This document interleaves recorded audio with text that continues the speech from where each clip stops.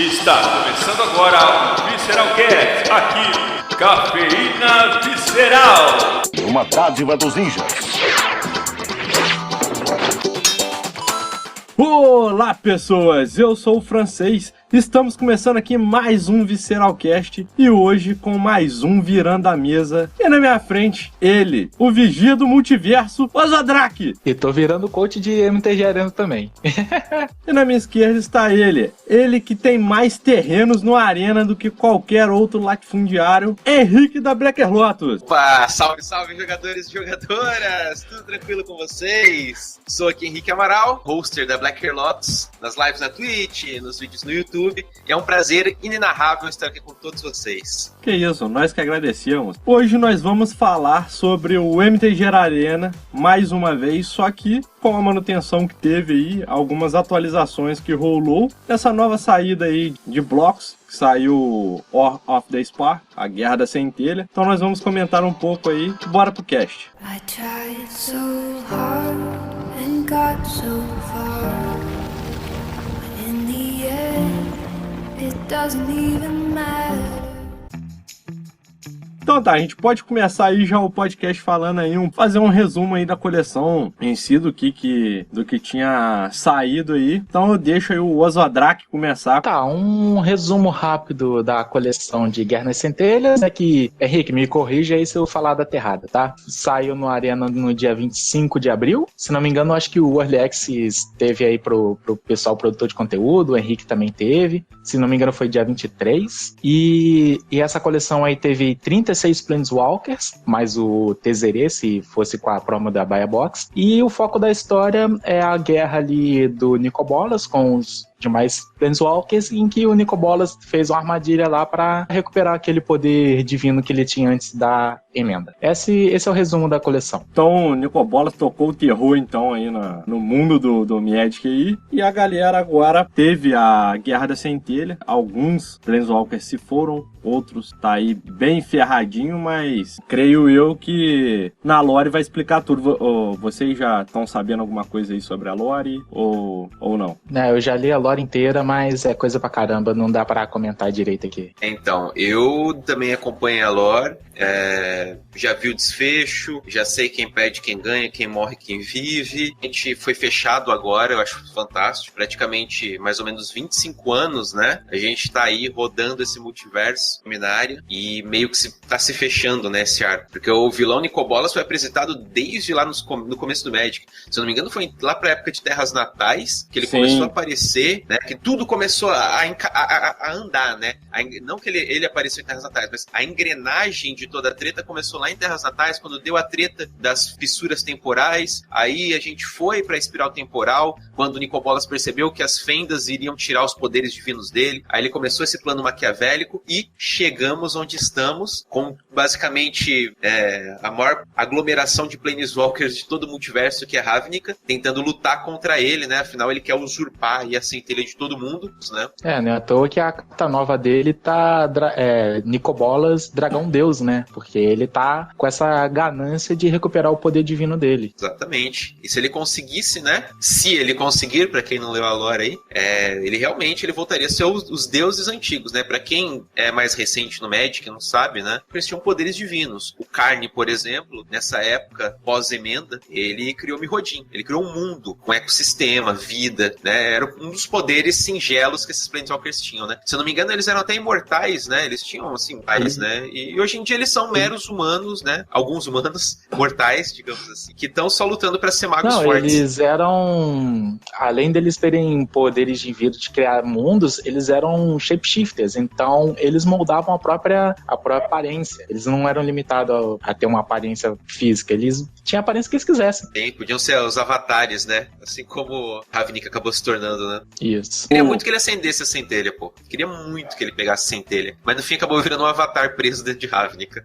Tá bom. Pois é, cara. Eu também queria muito que ele virasse um PW. Sonho. E o Nicobolas, em partes, conseguiu fazer um pedaço do plano dele, né? Mas fica aí pra quem for ler aí a lore aí. Então, a gente pode passar aqui então pro Arena. Como que estava o Arena antes dessa atualização que teve aí com a Guerra da Centelha, com as novas cartas que saíram? Como é que tava aí o metagame? I tried so hard and got so far, but in the end, it doesn't even matter. Então, o Arena, ele já passou por várias revoluções, digamos assim, né? Por mais um passo. O pessoal costuma dizer que o Arena, ele muda, né? A cada rotação. As rotações do Magic, elas rolam de tempos em tempos, e edições saem e novas edições entram, né? Então isso costuma mudar bastante. Porém, com o lançamento de uma nova coleção, muita coisa pode mudar, né? Então, antes de Guerra da Centelha, saiu e Lealdade em Ravnica, né? Já foram coleções que marcaram muito mudança no Arena como um todo, né? Principalmente Guildas ainda é, talvez, a melhor coleção no Arena para se craftar, né? Guildas veio com cards muito fortes, novidades, e aí a gente teve Lealdade para complementar isso, né, que também vem com cards fortes, bem legais. Eu julgo não tão bons quanto Guilda como um todo, mas tem cards muito bons também. Veio com ótimas adições, né? Guerra da Centelha, eu acho que veio mais como um fanservice do que para um sentido de metagame. Porque assim, há um belo tempo, desde o metagame que a gente tinha antes de Guerra da Centelha, né? E muitas pessoas pensaram que pode ser que novos decks surjam, só que a gente tá meio que acompanhando o metagame, muita coisa assim, a grosso modo. A gente meio que fortaleceu o que já tava no meta, uma outra coisa ali acabou entrando ali no metagame e tal. A Centelha aí veio mais peso pra, não sei, pra deixar o terreno meio que mais assentado. Não é nem bom nem ruim, porque o metagame já estava bem saudável, e se uma edição veio e não mudou muita coisa, significa que ainda está saudável. Clama que tem decks opressores no meta, né? Tipo, Esper é um terror, Mono Red é um terror. Gente, quem reclama disso... Quem reclama disso, cara, não jogou Kaladesh, não jogou Mirrodin. Nossa, é isso aí, É porque vocês não viram como que era o Mono Red no Closed Beta com Razorette. Nossa, mano, sim. Que troço absurdo. Não, e acaba que agora também nessa nova edição, na atualização nova, ficou mais assim, teste, né? Porque a galera tá testando vários e vários decks, porque saiu aí uma enxurrada de Planeswalkers pra poder compor deck. Tem uns que nem jogam, então parece que ficou meio que uma edição assim pra testar, né? Só ficou teste. Sim. Por exemplo, a gente tem um meta já meio que estabelecido. Como eu falei, Esper e Mono Red ganharam novas adições, eles ficaram mais fortes. O Esper, antes, ele sofria para outros controls, só que agora ele é um dos poucos controls que tem acesso a um counter incounterável, né? Que é o Veto de Dovin. Então, ele contra um Grixis com Veto de Dovin, ele tem uma vantagem absurda contra um Band. Grixis. Ele tem uma vantagem muito boa contra os controls agora, graças ao Veto de Dovin, né? Ao mesmo tempo que todos os outros controls com uma Narset tem uma bela vantagem também contra o Esper, né? Porque de todos os controls, o que mais precisa puxar recurso para tentar emplacar uma win condition é o Esper. Todos os outros controls, eles têm win conditions de formas diferentes.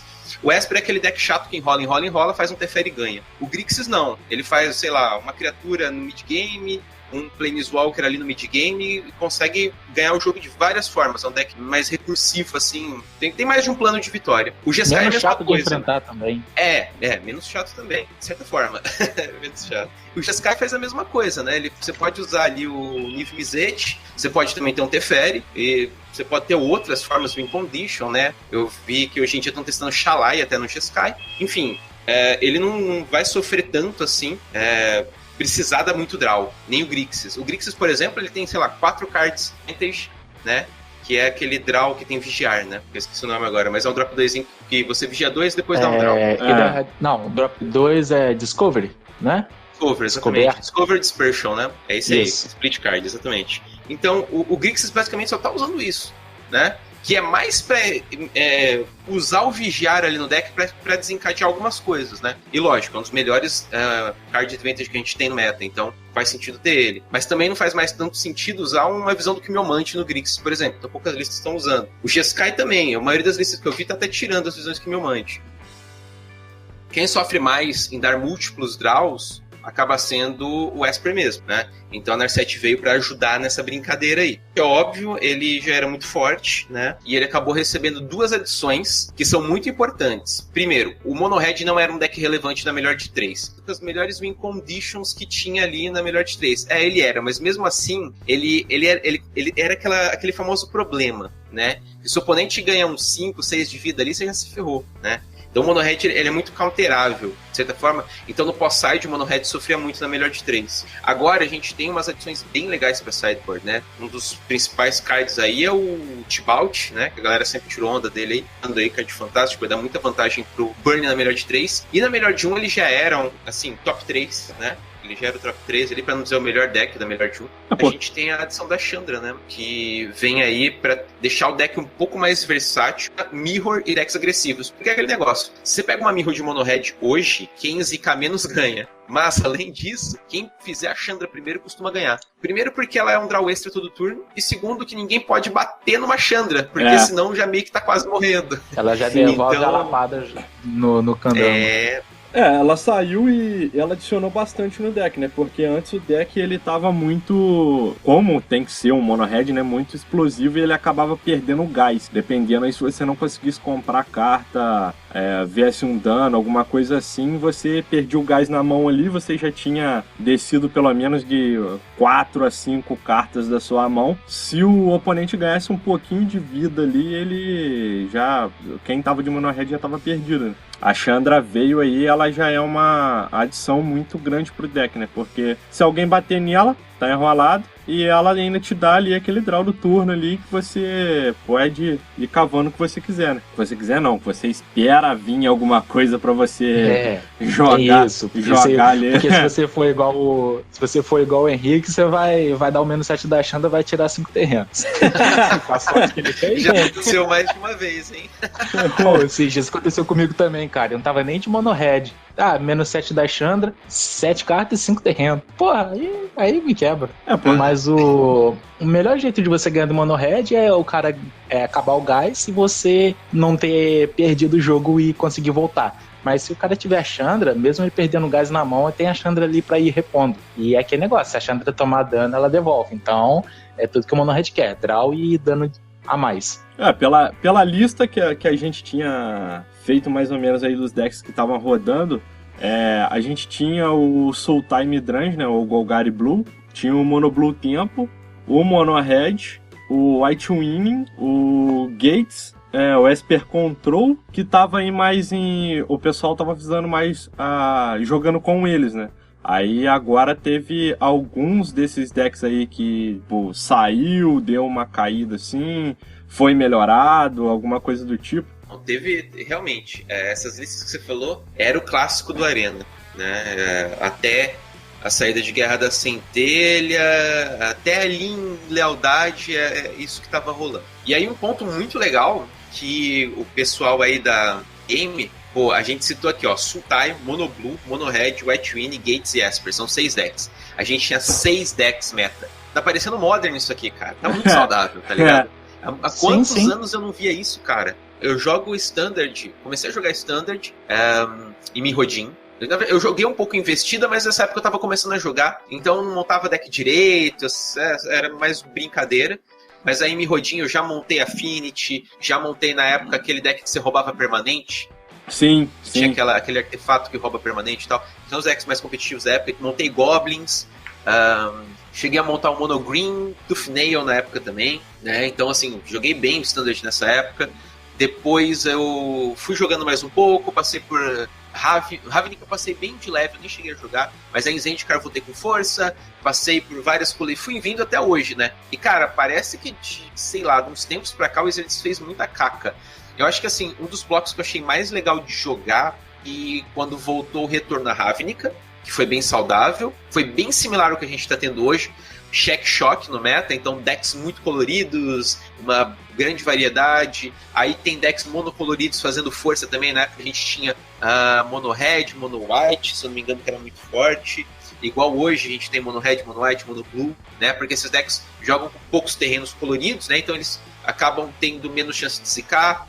E você pode montar um deck mais barato, que é legal para todos os bolsos, né? E aí já vai também com uma outra contrapartida. Na época de Khans de Tarkir, eu joguei o meta, adorei o meta, só que eu gastei, se eu não me engano, uns R$1.500 para montar um deck standard. Nossa! Tinha Isso. as Fat Lands, A né? famosa Fat Land. Tinha Fat Land. Fat Isso foi Land um de cor aliada. grande problema. Foi um tiro no pé da Wizards. Tanto que falou algumas vezes que eles têm meio receio de voltar Fat Land pro standard por causa disso, né? Encarece muito, porque reduz jogadores, complicado. Porque o standard é pra chamar jogador novo, né? Então se você fizer um standard com carta muito cara, os caras vão desanimar de jogar. E não é isso que eles querem. Eles querem que o formato não seja muito caro pra atrair jogador novo. Exatamente. E era um formato que ainda tinha umas staples assim meio modern, né? Que na época o Capturar Pensamento era standard. E aí você pagava ali, eu não lembro quanto que era, uns 50, 60 conto em cada Capturar Pensamento. Aí ele chegou, eu acho que o mínimo dele aí você conseguia pegar aí com play aí, dependendo aí por R$40. Eu tinha, quando eu jogava Modern, eu vim do Modern pro Pauper, porque o Modern começou a ficar muito caro. Eu jogava com o Abzan, na época que o Abzan tava aí na alta dele do Modern. Pô, quando as Fat Lands saíram, cara, tipo, encareceu muito mais o formato, de uma forma que, pô, foi gritante. E olha que era o Modern, não era o Standard. Imagine o Standard encarecendo mais e mais e mais por causa das Fat Lands, na época que saiu. Pô, o pessoal a dar meio que uma afastada assim e reclama, né? E nada, o Standard tem uma procura maior que o Modern, né? Porque, Sim. tipo, às vezes o cara que tá no Modern já joga há anos, então ele, assim, tipo, saiu a Capturar Pensamento, mas boa parte da galera que joga já tem. Então é um ou outro que precisa comprar. Então meio que não mudaria muito o mercado. Agora, o Standard, saiu Capturar Pensamento Standard, a maioria não tem, né? Então Sim. é aquele desespero para conseguir a carta e o preço vai lá em cima. Mesma coisa com as Fatlands. Todo deck tinha Fatland Standard. Então o negócio vai que vai. Eu sei que baixou um pouquinho o preço, né? Tipo, não saiu com o preço das Fats de Zendikar, né? Que estava antes. Mas mesmo assim era bem caro pro formato, um negócio complicadíssimo. E é legal a gente ver que o meta hoje, ele não sofre nem de todos esses problemas que eu falei, né? Porque a gente tem um meta aí com decks de várias cores, que assim, não é tão caro, né? A gente tem uma outra peça aí que acaba sendo um pouco cara, né? Algum deck pode ficar um pouquinho mais caro que o outro, mas de certa forma você pode jogar o Standard com um deck super competitivo e sem gastar muito, né? Eu considero dos monocoloridos, o White Win é um dos melhores decks de todo o metagame. Seja melhor de um, melhor de três. Por quê? Ele é um deck agressivo, né? É um deck agressivo que ele consegue agrar no começo, se for necessário, ele agra no começo de jogo, para muitas vezes rushar o mono red, e ele também consegue tancar um Gru no mid-range, que teoricamente o Gru seria assim o supra-sumo do mid-range, né? Então eu acho o White Win muito completo. Porque ele faz criaturas com um corpo suficiente para agrar de early game. Então, para mim, o White Win aí é o melhor monocolorido que a gente tem hoje e um dos melhores, assim, no quesito geral do Arena, né? O bom do White Win também é que, dependendo aí do que o jogador estiver pensando, né, tem alguns recursos de remoção global, né? Então isso já, fortalece bastante o White Win. Tem gente que joga demais, tem gente que põe de side, dependendo, na melhor de 3 ali. Então ajuda bastante, né? Sim, se você tá no meta muito agressivo e tá sofrendo pra isso, né? Pode acontecer, né? Às vezes você tá de saco cheio. Posso lá, cara, GG. Tu pode botar 2-3 ali, você não vai matar seus bichos, né? Você só vai tirar do oponente. 2 demais já é sucesso. Cara, o White Win, eu que jogo de Gru, é o meu Nemesis. Porque se eu pegar o White Win e eu não encher o campo antes do cara, tipo assim, terceiro turno eu já vejo que daqui eu já não passo e eu já concedo. Porque ele consegue lutar mesa muito mais rápido que eu, consegue causar muito mais dano que eu. Eu só dando sorte dele zicar é o meu jogo desenrolar. White Win assim, tem desses 3 monocoloridos, vamos lá. O Mono Blue é buy. Quase sempre o Gru vai ganhar, com folga. É o que você costuma ganhar, mas se ele abre a God Hand, você perde. Não tem como você segurar aqueles 20 de dano em 3 turnos. Agora, o White Win, cara, quase sempre o Gru vai perder. Nossa, quase você tem sempre. que torcer muito pra dar certo pra você e muito errado pro cara, tá ligado? É muito difícil ganhar do White Win. É muito jogar na moeda.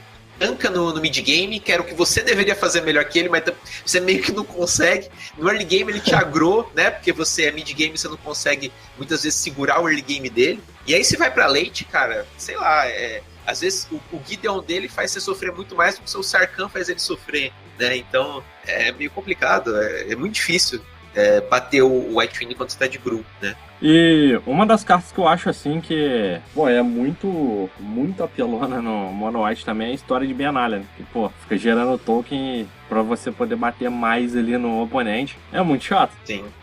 Pra mim a Benalia foi por muito tempo e tá lutando pra ainda ser o melhor card branco que a gente tem no Standard. E assim, pra mim é o melhor card e ao mesmo tempo que é justo, porque assim, precisa de recursos por mais de um turno.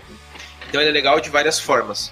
Primeiro que você bota um bloco ali, se você está sendo rushado por um agro, você pode bloquear alguma coisa e fazer trocas no combate.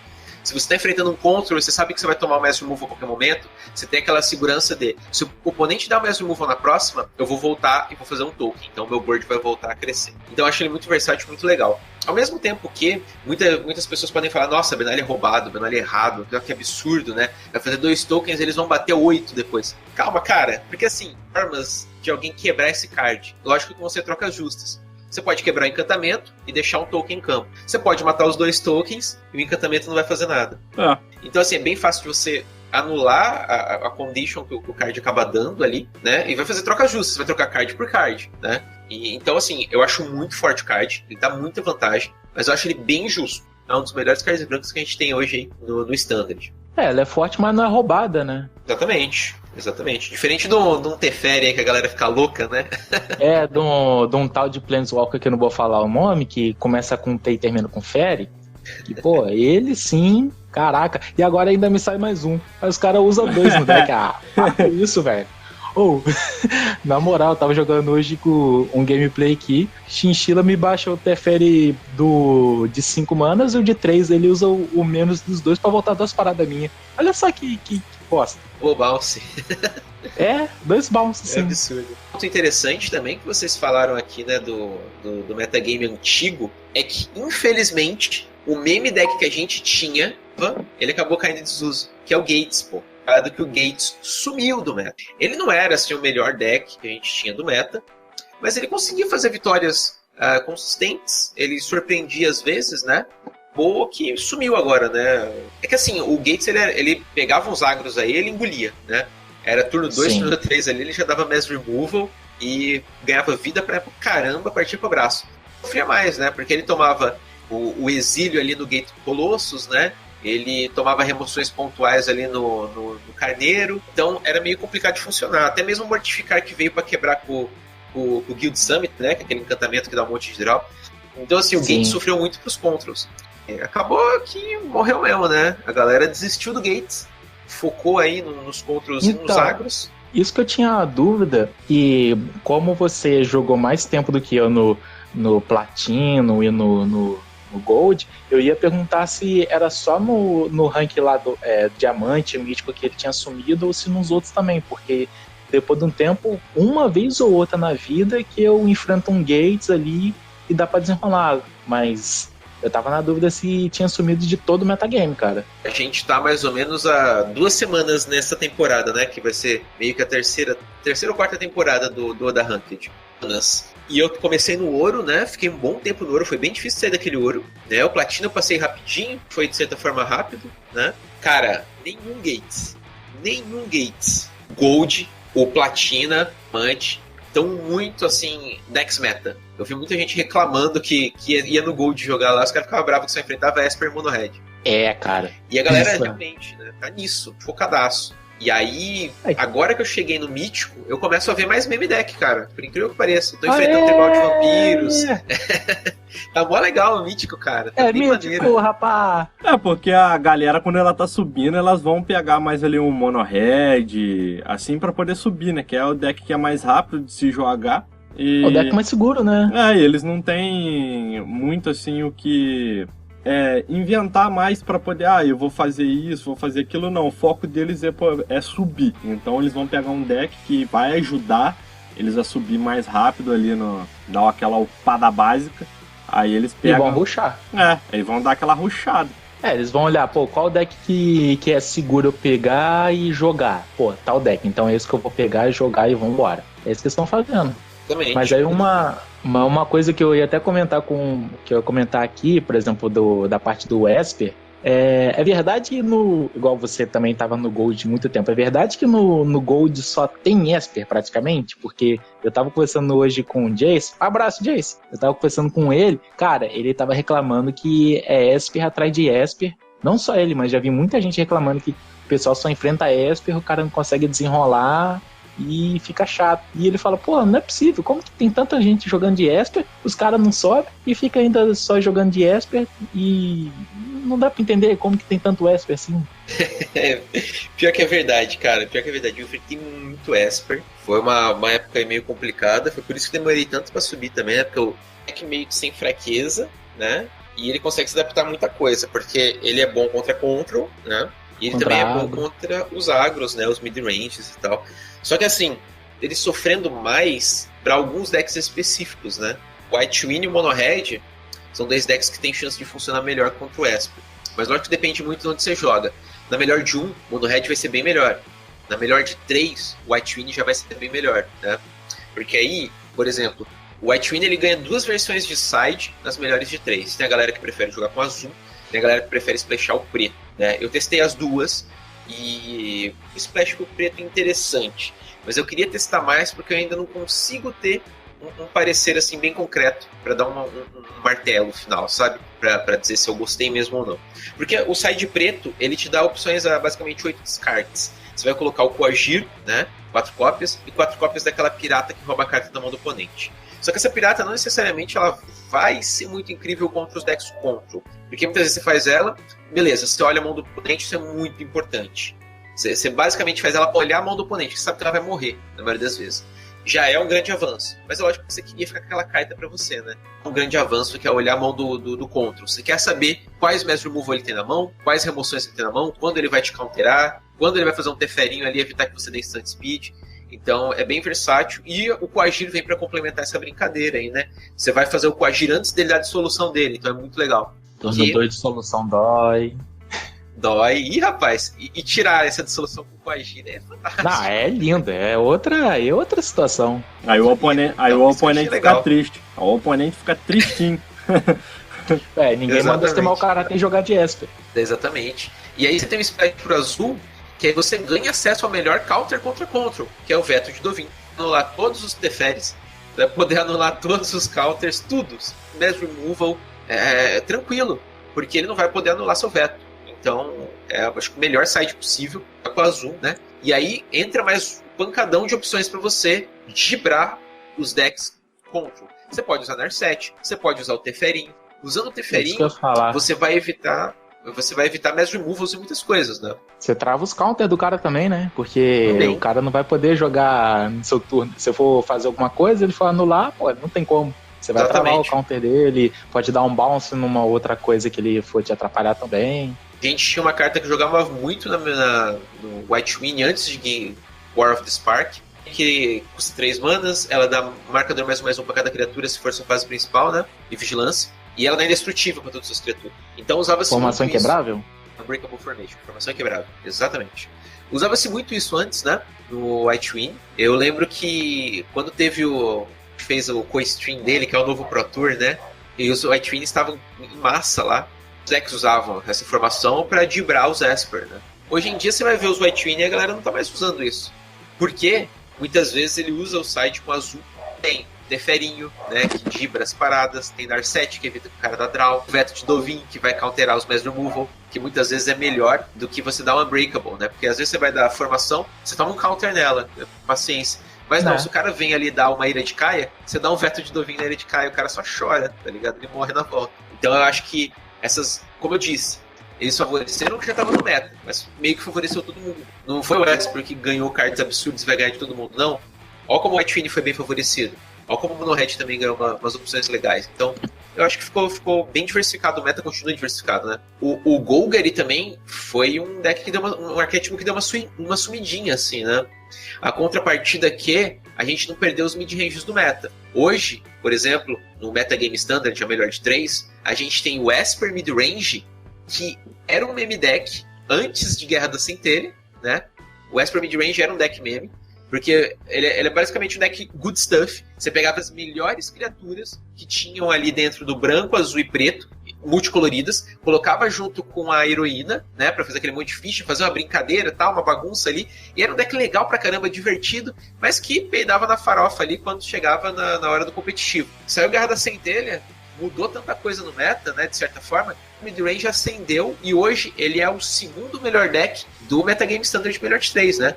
Ele tá aí com mais ou menos 12% do meta no Goldfish, e é um deck bem legal.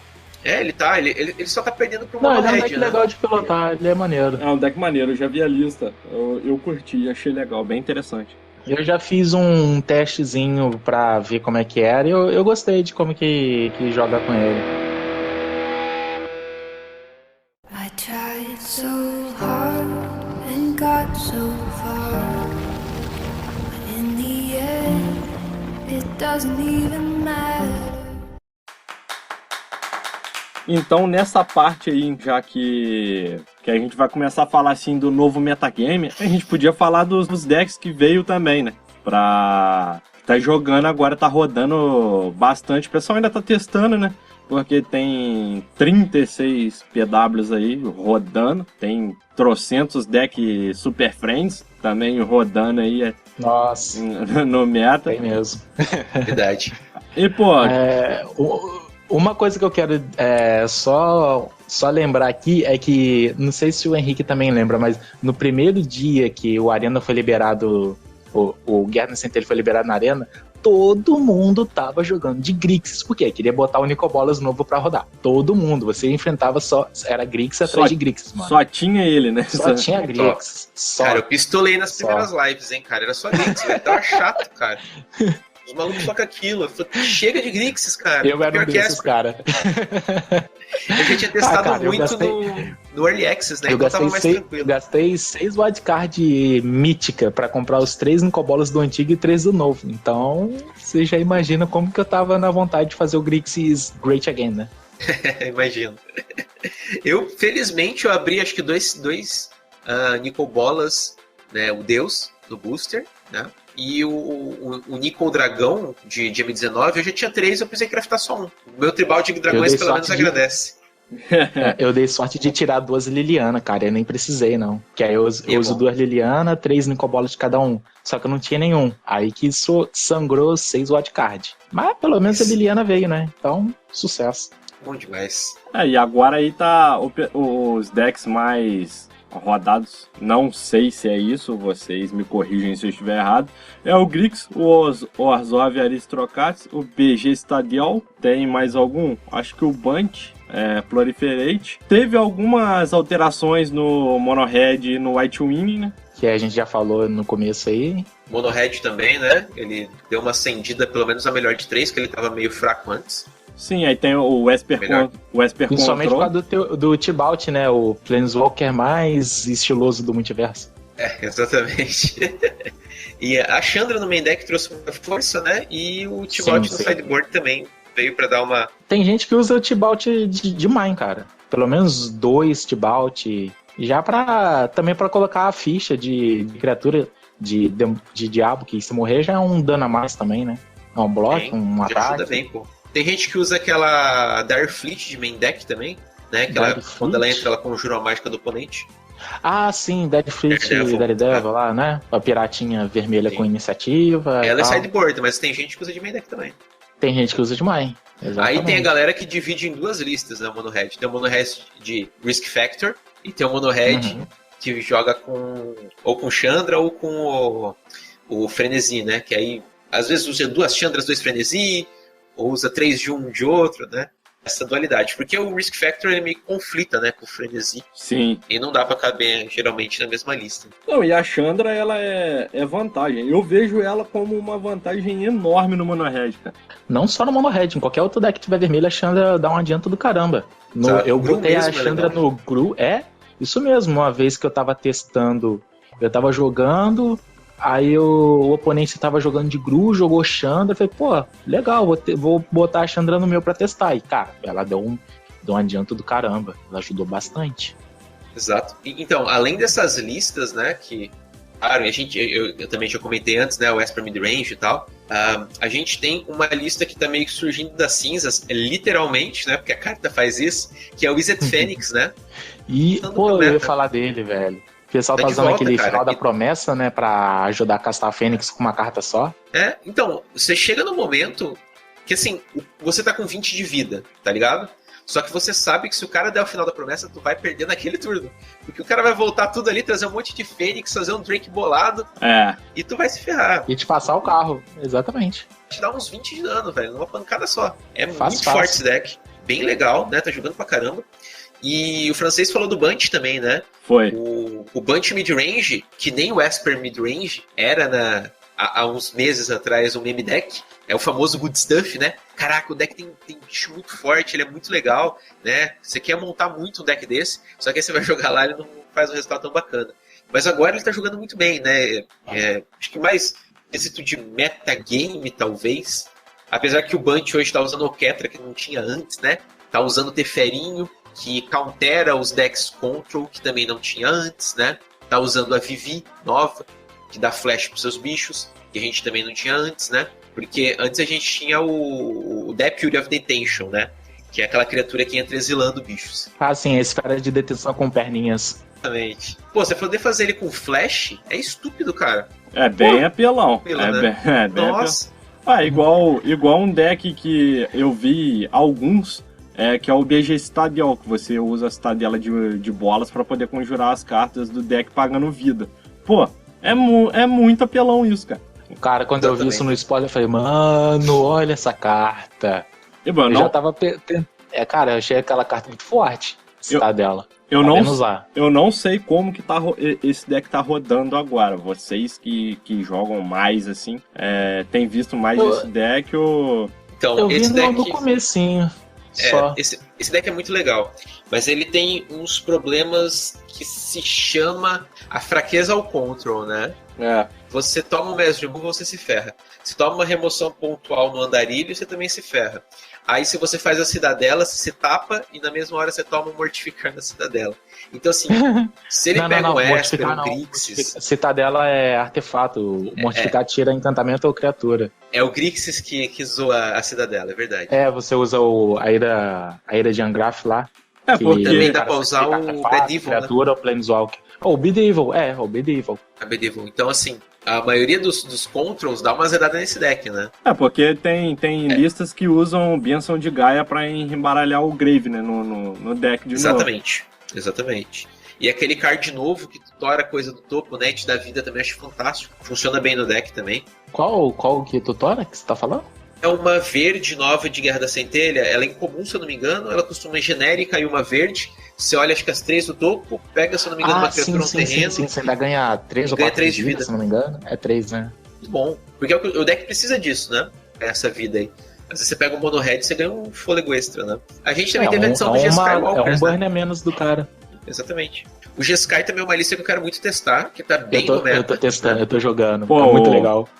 Muito boa. Falando em G-Sky, esses dias aí eu tava vendo uma lista assim pelas interwebs da vida aí. Aí eu tava conversando com o Zodrak, eu fiz algumas modificações, mandei pra ele curtiu a lista, ele fez algumas modificações na lista.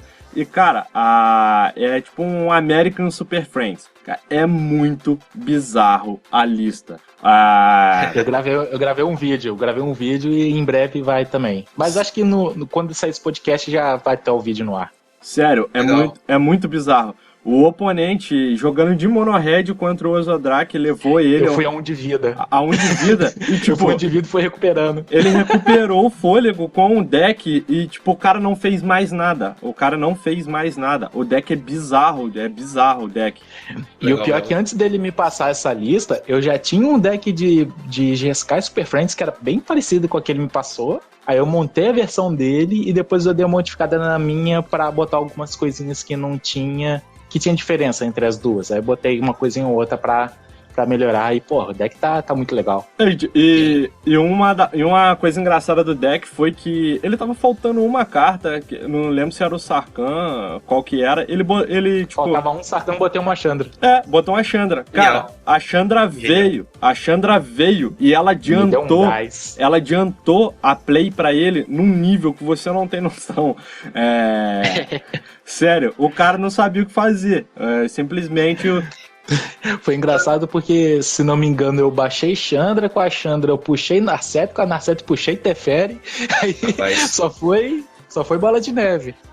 E tipo, com 2 daquele terreno que ganha vida quando desce PW. Aí desce Chandra, ganha 2. Baixa Narset, ganha 2. Baixa Teferi, ganha 2. Só assim. Carnezinho é um drop 4 legal pra usar aí também, né? Porque ele te ajuda dando os advantages, que você não é atacado pela Zika, né? Tem que... Então ele usa genérico, né? Tem que testar, porque essa lista que o Ozodrak rodou tava sem o Carne, né? Não tava com... Tava sem nenhum. Mas vocês usam Sahili, né? Não, nem... Nessa lista também não usei. Nem ela, cara. Então não precisa de Carne não, fica de boa. Só vale a pena usar o Carne se tiver Sahili. Porque aí o Carne você faz o menos e bota você faz o menos e bota aquele bigatão gordo, né? Ele vai entrar, tipo, absurdo. Zember pra montar esse Jeskai, né? O pessoal tá usando também. Então, eu uso uma só. Pretendo usar uma. Que aí eu uso uma Mox, eu uso 4 Fibotip e o resto é Planeswalker. Aí usa tipo assim, 17 Planeswalker, alguma coisa assim. É muito bizarro. Tá nessa faixa mesmo, né? Nessa faixa mesmo, porque eu tô vendo os decks. A maioria que eu vi por volta de 15, 17, 18. O deck é bizarro, o deck é muito forte. Eu curti bastante a lista. O Ozodrak testou. Eu montei o Azorius, né? E joguei bastante em live. Eu cheguei a ver. Eu tava testando acho que eu até mostrei foto em grupo, em Twitter e tal, que eu tava testando um Azorius também, tipo, campo com 6 PW, um fazendo uma parada diferente, só dando o mágico do oponente custando 3 a mais. E, muito bom, né? O cara tem que fazer. Muito legal. Então, é legal quando a gente pilota.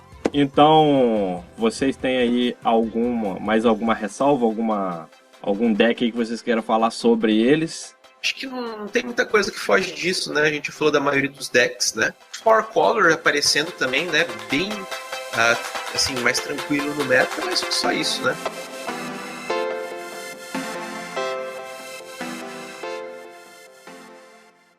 I tried so hard and got so far, but in the end, it doesn't even matter.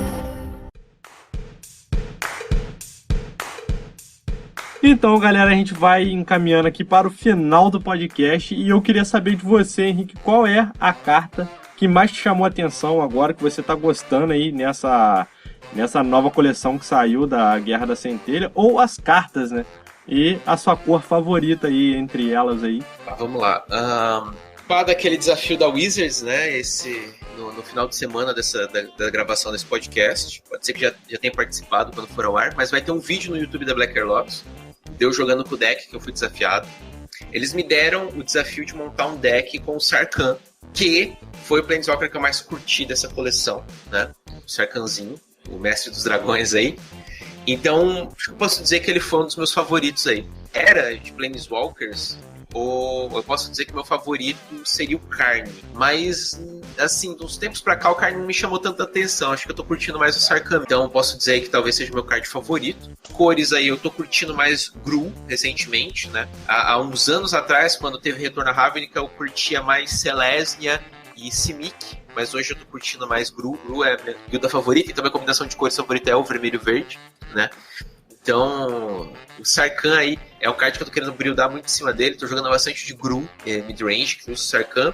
E tô começando a testar um Grixis Dragons agora também, já pra fazer esse novo desafio. Até mesmo o Gruul Dragons, Jund Dragons, tentar fazer várias versões aí de Dragons pra gente brincar com esse desafio aí da Wizards. Tá ok, show de bola. E você aí, Ozodrak, qual que é aí a carta que saiu aí que você mais gostou agora, a junção de cores, ou a cor que você mais tá gostando de jogar agora? Cara, eu não é dessa coleção, mas já tem um bom tempo que eu tô jogando de Gruul, que é o que tá me levando pro místico. Badernista aí mostrando pra que veio, né? Agro é pop, agro é vida, pop, agro é tech, agro é tudo. Agro, cara.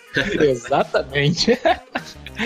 E a minha combinação de 3 cores no Magic em geral é o Jeskai. E eu também já tô jogando de Jeskai. E com o deck lá do Sarkhan, dos Planeswalker, eu tô gostando pra caramba. Mas a carta que eu tô mais gostando de jogar, além do Sarkhan, é com a Chandra também. A Chandra dá muito adianto, não só pelo dano, mas pelo draw. Ela é uma carta fantástica. E também eu gosto do personagem da Chandra. É um dos meus favoritos também. Acho que no meu top ali eu deixaria Karn, Chandra, o Sarkhan e o Garruk. Sem sombra de dúvida, essa galera aí. Eu gosto muito do Karn também, do Garruk, do Sarkhan, do Tezzeret. Pô, eu acho o Tezzeret muito foda. Só que o Karn... Cheiroso, né? O Karn, ele veio com as cartas aí meio né, ultimamente. Depois do Karn Liberto, não saiu mais Karn legal nenhum, cara. Pra mim... Sabe por que o Karn depois virou uma carta ruim? Porque ele resolveu usar tanga. Se o Karn ainda tivesse pelado, ele não ia ter essa porcaria que tá agora, entendeu? Verdade, o problema é indumentária. Né? Pô, eu achei que ele ficou bem caidinho, cara. Porque o Karn Liberto, pô, sempre vai ser o Karn, né? Porque aquele lá... É que você não viu como é que ele tá na história. Ele é simplesmente uma estátua de metal que anda e que bate socando. Pô, aí não. Simples assim. Bad vibe, hein? Aí não. Aí Bad não. vibe pra caramba. Aí não, pô. Mas o Karn de Karn. Dominário eu achei bem legal. Né, eu consigo ver ele tirando proveito de alguns decks, mas realmente esse de agora de Guerra da Centelha não despertou, acho que não despertou a vontade de quase ninguém testar coisas com ele, né? É bem legal com ele, é divertidíssimo. Eu tô com esse deck na cabeça, eu pretendo trazer ele em breve. Só isso, cara, que eu vejo ele sendo divertido, cara, legal, sabe? É rapidinho, já que todo mundo falou os Planeswalker aqui preferido, vou falar o meu top também. Que, tipo, apesar da minha cor preferida ser o azul, meu top é primeiro o Vraska, depois o Nicobolas, depois é o Spef. Aí depois que vem a Chandra. O Spef é maneiro. Cara, o Spef é minha porradeira. Eu gosto de personagem assim. É maneiríssima, pô. Acho ela fantástica. É uma diva também, né? Sim, né? sim. Maravilhosa, poderosa. Ela é linda. Uma das melhores Planeswalkers que tem, cara. Eu também curto, também curto também. I tried so hard and got so far, but in the end, it doesn't even matter. Então a gente pode aqui finalizar o podcast. Então, alguém tem mais alguma coisa pra falar aí sobre essa Guerra da Centelha? Além do Karn estar usando tanga agora e isso ter estragado as habilidades dele. Eu vou falar, se vocês que estão acompanhando o podcast aí, vocês manjam do inglês, conseguem ler inglês, leiam o livro da Lore de Guerra da Centelha. Vale muito a pena. Façam isso. Então tá, o recadinho tá aí, galera. Sigam esse recadinho. E Henrique, pode deixar seu jabá aí pra finalizar o podcast aqui. Fica à vontade aí. Queria agradecer primeiro você ter aceitado participar do nosso humilde podcast, que é uma honra pra gente ter você aqui. Nós é pobre, mas é limpinho, tá? Não, pô, a honra é toda minha. Muito obrigado mesmo aí pela presença. Eu adoro trocar ideia com o pessoal, falar sobre o jogo que eu mais gosto, né? Meu jogo favorito. Minha vida, né? Eu meio que vivo disso. É o que garante os boletos? É o que tá ajudando nós a pagar os boletos aí. Se não fosse Magic, eu ia estar sofrendo na mão dos clientes chatos ainda. Não fala em cliente, não. A gente sabe como é que é trabalhar com cliente. Não fala de cliente. Hoje o cliente já me deu dor de cabeça, então. Nem me diga. É todo dia. Mas muito obrigado mesmo aí pelo convite. Fico feliz em participar, né? Lembrando que quem estiver ouvindo aí, né, e acompanha Black Lotus e tal, tem um podcast, tem um canal, quiser fazer collab, pode me chamar. Tô sempre aberto aí, gosto bastante de participar, trocar ideia, falar sobre o jogo, né? E quem não me conhece, não conhece a Black Lotus, daí o Black Lotus é um canal no Twitch e no YouTube, /Black Lotus, no Twitch é twitch.tv/BlackerLotusMTG, youtube.com/Black Lotus. E nas redes sociais, Twitter e Instagram, eu sou @BlackerLotusMTG. Tô lá. Se você chegar e trocar uma ideia, tamo junto. E você também, Ozodrak, pode deixar seu jabazinho aí, que a gente sabe que você faz umas lives delícia aí na Twitch. Então tem aí minha Twitch, que é twitch.tv/Ozodrak_. Canal no YouTube é youtube.com/OzodrakJoga. Twitter e Instagram é @f_Ozodrak. E manda direct aí que agora eu tô virando coach de arena aí. Quem quiser umas dicas aí, tamo aí. E mais um recadinho. Você consegue ganhar do Esper. Acredite no seu potencial. Isso aí, acredite. Possível, né? Acredite. Tudo é possível naquele que me fortalece.